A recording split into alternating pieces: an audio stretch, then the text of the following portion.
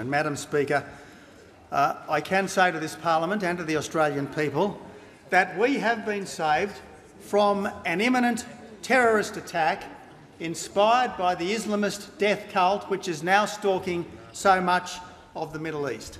Madam Speaker, this morning I received a briefing from the Australian Federal Police Commissioner Andrew Colvin and from the Director General of ASIO, Duncan Lewis, about these arrests and the attack that these arrests had forestalled. And as part of that briefing, Madam Speaker, I was shown a pre-attack video that had been prepared by the men arrested. Madam Speaker, kneeling before the death cult flag with a knife in his hand and a machete before him, one of those arrested said this: "I swear to Almighty Allah, we will carry out the first operation for the soldiers of the Caliphate in Australia." He went on to say, Madam Speaker, "I swear to Almighty Allah, blonde people, there is no room for blame between you and us.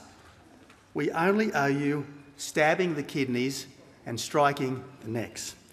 Well, Madam Speaker, I don't think it would be possible to witness uglier fanaticism than this, more monstrous fanaticism and extremism than this, and I regret to say it is now present in our country.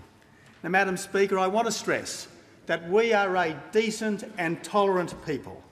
We are a compassionate and free society, but we will never allow evil people to exploit our freedom.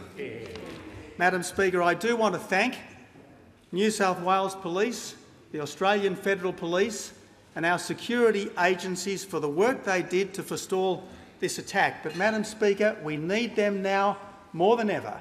This is a metastasising threat because under current conditions, under the influence of the Islamist death cult, all you need to be a terrorist is a knife, a flag, a camera phone and a victim. That's all you need. Now, Madam Speaker, we can defeat this threat. We will defeat this threat.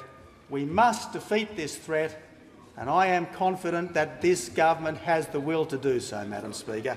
We have the will to defeat these evil people. We have the will to protect our way of life. Now, Madam Speaker, I can inform the House that the anti-terror legislation recently passed by the Parliament was helpful in securing this arrest. There is more legislation on data retention shortly to come before the Parliament, and it must be passed if our community is to be as safe as it should be in these difficult times.